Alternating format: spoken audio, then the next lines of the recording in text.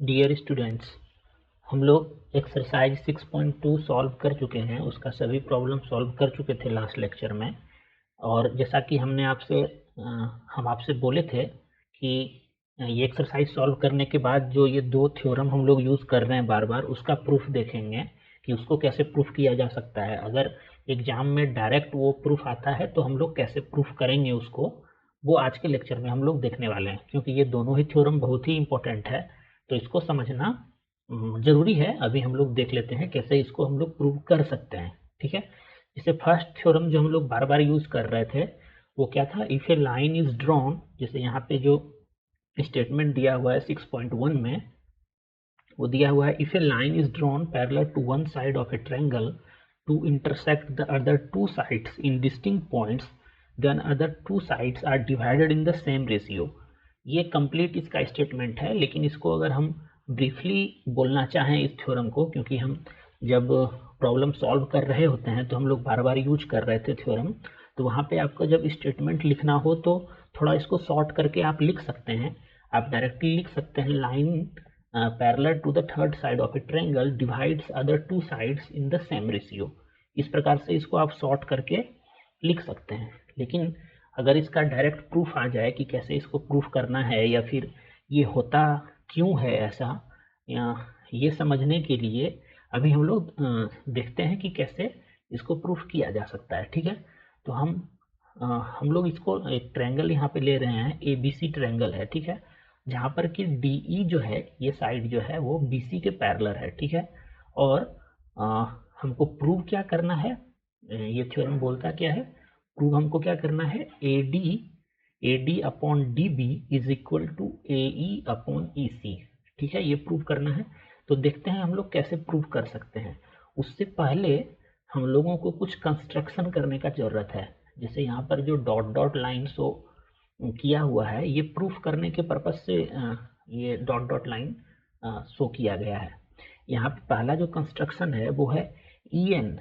यहाँ पे आप देख रहे होंगे ये परपेंडिकुलर ड्रॉ किया गया है एडी साइड पे। ठीक है, उसी तरह से डीएम जो है वो परपेंडिकुलर ड्रॉ किया गया है ए साइड पे। ठीक है, एक तो ये कंस्ट्रक्शन हुआ है यहाँ पे, और दूसरा कंस्ट्रक्शन हुआ है बी और ई को ज्वाइन कर दिया गया है और डी और सी को ज्वाइन कर दिया गया है। इतना कंस्ट्रक्शन से हम लोग आसानी से ये चीज प्रूव कर सकते हैं, बहुत ही सिंपली हो सकता है। आप जब बुक देख रहे होंगे तो आपको ये लग रहा होगा कि अरे यार क्या क्या इतना लिखा है, ऐसे लिखा है, लेकिन हम जो बताने वाले हैं उस तरीका से आप इसको डायरेक्टली प्रूफ कर सकते हैं बहुत ही आसानी से। आप ये जानते होंगे कि कंस्ट्रक्शन यहाँ पे हम नहीं लिख रहे हैं। ठीक है, जैसे आपके एग्जाम्पल्स में ये लिखा हुआ है, जैसे यहाँ पे लिखा हुआ है let us join B E and C D and then draw D M perpendicular to A C and E N perpendicular to A B. आप इस तरह से इसको लिखिएगा, और जैसा यहाँ पे प्रूफ करने के लिए जैसा स्टेप्स मेंशन किया है, जिस तरीके से जिस मेथड से किया है, आपको उसी मेथड से करना चाहिए, ताकि आपका कोई भी मार्क्स डिडक्ट नहीं हो स्टेप नहीं लिखने की वजह से या डायरेक्टली कुछ भी लिख देने की वजह से। ठीक है, तो ये कंस्ट्रक्शन थोड़ा स्पेस कम है यहाँ पे, इसीलिए हम ये कंस्ट्रक्शन को यहाँ पे हाइड कर रहे हैं और हम सिंपली देखने वाले हैं कि ये कैसे प्रूव किया जा सकता है। यहाँ पे हम दो नहीं एक ट्रायंगल लेने वाले हैं। हम जो ट्रायंगल लेने वाले हैं वो ये है, आपको देखना है इस ट्रायंगल में, इन ट्रायंगल ADE में देखना है आपको। ठीक है, ADE में आपको देखना है इस ट्रायंगल में। इस ट्रायंगल में आप देखिए ADE ये ट्रायंगल है, यहाँ पे ये तो परपेंडिकुलर है। अगर हमको एरिया लिखना हो, एरिया ऑफ दिस ट्रायंगल, इस प्रकार से एरिया हम लिखते हैं, एरिया ऑफ ट्रायंगल ADE।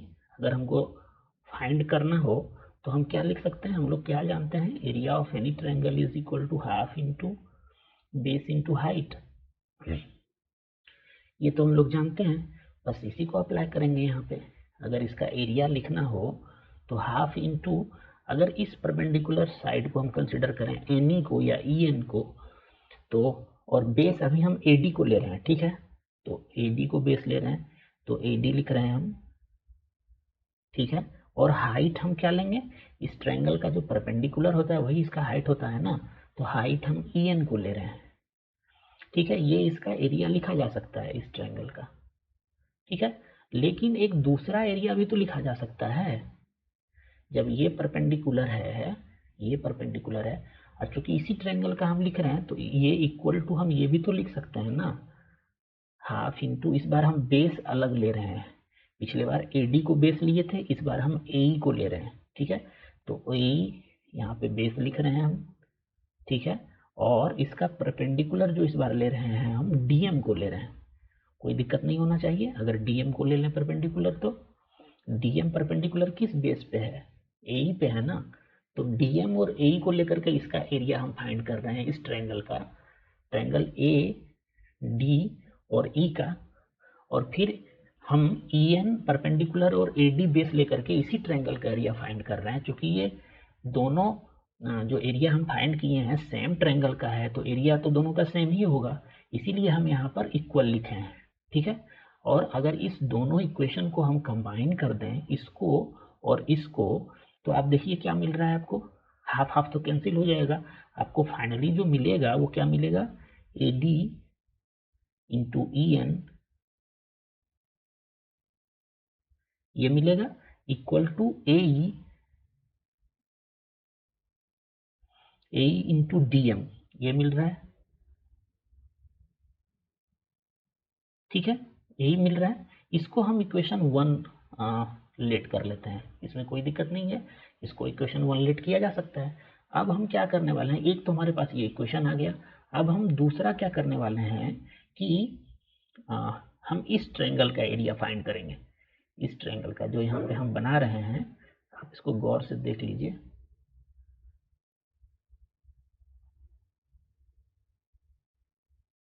इस ट्रायंगल का अगर एरिया हमको फाइंड करना हो तो एरिया ऑफ ट्रायंगल अगर हम इस प्रकार से लिखें, एरिया ऑफ ट्रायंगल, क्या नाम है इस ट्रायंगल का, DEB या BDE लिखिए आप, BDE। इस ट्रायंगल का एरिया अगर हमको फाइंड करना हो तो वही सेम फॉर्मूला होगा, half into base into height. और इस बार बेस जो ले रहे हैं हम DB को ले रहे हैं। ठीक है, तो DB,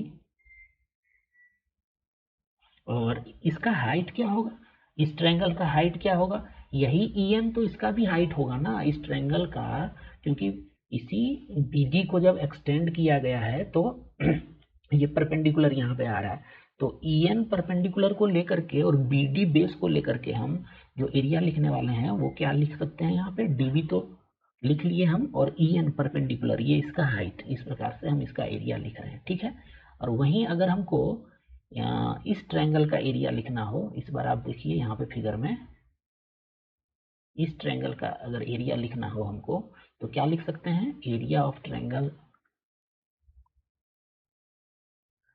DEC। ठीक है, DEC इक्वल टू, फिर ये half into base into height होगा, और हम इस बार बेस किसको ले रहे हैं, EC को बेस ले रहे हैं।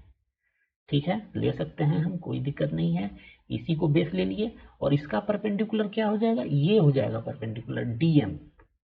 ठीक है, इस ट्रायंगल का जो परपेंडिकुलर होगा इस ट्रायंगल का वो ये DM हो जाएगा, बेस अगर हम इसी को लेते हैं तो। अब देखिए हो क्या रहा है ना, ये दोनों एरिया जो यहाँ पे लिख रहे हैं हम, ये बिटवीन सेम पैरेलल लाइन है। और आप जानते होंगे कि अगर दो पैरेलल लाइन है और इसके बीच में हम सेम बेस से एरिया अगर बनाएं तो ये सभी एरिया इक्वल आता है। जैसे यहाँ पे ये बेस है, इसी बेस को लेकर के एक ट्रायंगल ये बनाया गया, एक ट्रायंगल ये बनाया गया इसी पैरेलल लाइन के बीच में, या फिर आप ये तीसरा ट्रायंगल हम ये बना रहे हैं, इस सभी ट्रायंगल का जो एरिया आएगा वो इक्वल आएगा। उसी प्रकार से यहाँ पर भी तो हो रहा है ना, ये बेस को लेकर के DE और BC पैरेलल है, हमको पता है DE और BC पैरेलल है, और इसी दोनों पैरेलल लाइन के बीच में सेम बेस DE से एक ट्रायंगल ये भी बन रहा है और एक ट्रायंगल ये भी बन रहा है, तो इस दोनों ट्रायंगल का एरिया सेम होना चाहिए, मतलब कि ये एरिया और ये एरिया सेम होना चाहिए। ठीक है ना, तो जब ये दोनों एरिया सेम होगा तो यहाँ से भी हमको एक इक्वेशन मिलेगा, ये हाफ हाफ कैंसिल हो जाएगा, और यहाँ से क्या मिलेगा हमको, यहाँ से मिलेगा DB, हाफ हाफ तो कैंसिल हो जाएगा, DB into EN dB into EN equal to EC into DM, ये मिलेगा। इसको हम इक्वेशन सेकेंड लेट कर लेते हैं। अब इक्वेशन फर्स्ट और सेकेंड को अगर हम डिवाइड कर दें, इक्वेशन फर्स्ट और सेकेंड को अगर हम डिवाइड कर दें तब क्या मिलता है हमको, देखते हैं। Equation first divided by equation second, तब देखते हैं क्या मिल रहा है हमको। यहाँ पे AD इंटू EN है और यहाँ पे DB इंटू EN है, तो EN और EN कैंसिल हो जाएगा। आपको मिलेगा यहाँ से, अगर डिवाइड कर देते हैं हम, दो इक्वेशन को डिवाइड कर सकते हैं। यहाँ पे AD बचेगा और यहाँ पे DB बचेगा, ठीक है। और इधर राइट हैंड साइड में क्या बचेगा, AE EC है, यहाँ पे DM और DM यहाँ दोनों जगह पर है, कैंसिल हो जाएगा। तो बचेगा आपके पास AE अपॉन EC बचेगा। और यही तो प्रूव करना था हम लोगों को, यही तो प्रूव करना था। तो हम कैसे इसको प्रूव कर सके, आपको ये प्रूव करने के लिए क्या सोचना पड़ेगा ना, कि आपको AD और DB चाहिए और AE और EC चाहिए, ये प्रूव करना है आपको। तो आपको ये सोचना पड़ेगा कि हम किस प्रकार से लिखें कि ये सारा साइड उसमें आ जाए।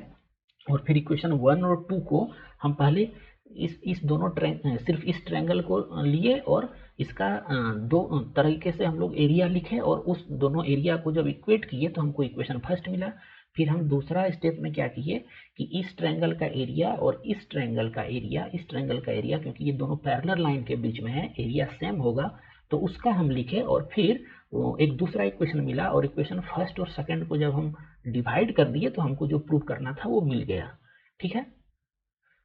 तो इस प्रकार से आप लिख सकते हैं इसको सिंपली। और लेकिन आपको यहाँ पे मेंशन करना चाहिए क्योंकि ये दोनों एरिया जो इक्वल आया है, तो आपको यहाँ पे मेंशन करना चाहिए कि एरिया क्यों आया है। तो यहाँ पे आप लिख सकते हैं triangles between the same parallel line, आप इस तरह से लिख सकते हैं triangles between same parallel line. ये आप अगर मेंशन कर देंगे with same base, same parallel line, इस तरह से अगर आप लिखेंगे तो आपका मार्क्स डिडक्ट नहीं होगा। Same parallel line with same base, आप यहाँ मेंशन करके इसको इक्वल कर सकते हैं और फिर ये इक्वेशन सेकंड मिल जाएगा। इक्वेशन फर्स्ट और सेकंड को डिवाइड कर देंगे तो आपको जो प्रूव करना है वो रिजल्ट मिल जाएगा, ठीक है। तो ये हम लोग समझ चुके हैं इस थ्योरम को कैसे प्रूव किया जा सकता है। आपको एक ये याद रखना है और समझने का जरूरत ये है कि इस ट्रायंगल का जो एरिया आएगा, हम अगर परपेंडिकुलर इसको कंसिडर करें और बेस इसको कंसिडर करें तो मतलब इस बेस के लिए जो इस ट्रायंगल का हाइट होगा ना वो ये होगा। यहाँ पे आपको हो सकता है दिक्कत हो समझने में कि इसका ये हाइट कैसे हो गया। एक्चुअली क्या हो रहा है हम आपको बता दे रहे हैं यहाँ पे। जैसे मान लेते हैं ये हमारा कोई ट्रायंगल है, ये ट्रायंगल है, ठीक है। अगर इसका एरिया निकालना हो तो इसका हाइट कहाँ पे आएगा, इसका अगर इस बेस को लेकर के अगर हमको इसका एरिया निकालना हो तो बेस तो ये ले लेंगे, लेकिन हाइट लेने के लिए फिर हमको ये ड्रॉ करना पड़ेगा ना, ये ट्रायंगल से बाहर हो गया। ऐसा ही कुछ केस यहाँ पर हो रहा है। तो हाइट इसका ये हो जाएगा और बेस इसका ये हो जाएगा। इस दोनों से हम इस ट्रायंगल का एरिया फाइंड कर सकते हैं। उसी तरह से यहाँ पर भी कर रहे हैं, ठीक है। समझ गए होंगे आप ये थ्योरम। ये थ्योरम बहुत ही इंपॉर्टेंट है, हो सकता है इससे आपको डायरेक्ट ये प्रूव करने के लिए पूछ सकता है एग्जाम में। अब इसी का कन्वर्स जो है उसको भी देख लेते हैं, उसको कैसे प्रूव कर सकते हैं। यहाँ पे क्या बोला गया है कि if a line divides any two side of a triangle in the same ratio, just उसका कन्वर्स है, then the line is parallel to the third side. मतलब ये आपको रेशियो दिया गया है कि DE जो AD upon DB is equal to AE upon EC है। हमको प्रूव क्या करना है कि DE ये लाइन और ये लाइन पैरेलल है, ये प्रूव करना है, ठीक है। तो इसको प्रूव करने के लिए हम क्या करेंगे, हम लेट कर लेते हैं, हम लेट कर लेते हैं कि DE जो है वो इसके पैरेलल नहीं है, ठीक है। इसको प्रूव करने के लिए आपको जस्ट कन्वर्ट मतलब कॉन्ट्राडिक्टरी मेथड यूज करके करना होगा। यहाँ पे हमको प्रूव करना था कि DE is parallel to BC। हमको क्या प्रूव करना है, टू प्रूव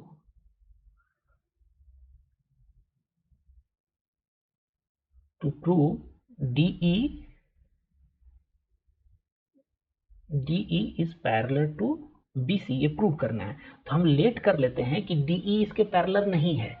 अब DE जब इसके पैरेलल नहीं है तो कोई ना कोई AC पर तो पॉइंट होगा जो कि इसके पैरेलल होगा। मान लेते हैं E डैश ऐसा पॉइंट है, तो DE E डैश जो है इसके पैरेलल है। कोई ना कोई लाइन तो होगा ना जो कि BC के पैरेलल होगा। इसको कॉन्ट्राडिक्टरी मेथड बोलते हैं, क्योंकि हमको प्रूव करना है कि DE पैरेलल टू BC है, लेकिन हम लेट कर लेते हैं कि DE पैरेलल नहीं है, कोई दूसरा लाइन पैरेलल है और उस पॉइंट को E डैश बोल रहे हैं।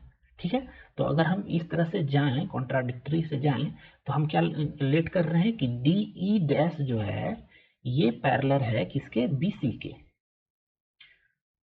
ठीक है, ये पैरेलल है।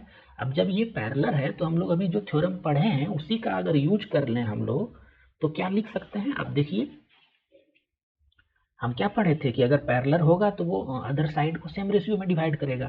तो DE डैश अगर BC के पैरेलल होता है तो क्या लिख सकते हैं हम लोग, AD upon DB is equal to AE dash, क्योंकि हम E डैश पॉइंट को माने हैं पैरेलल है, तो AE डैश और E डैश C ये इक्वल होगा।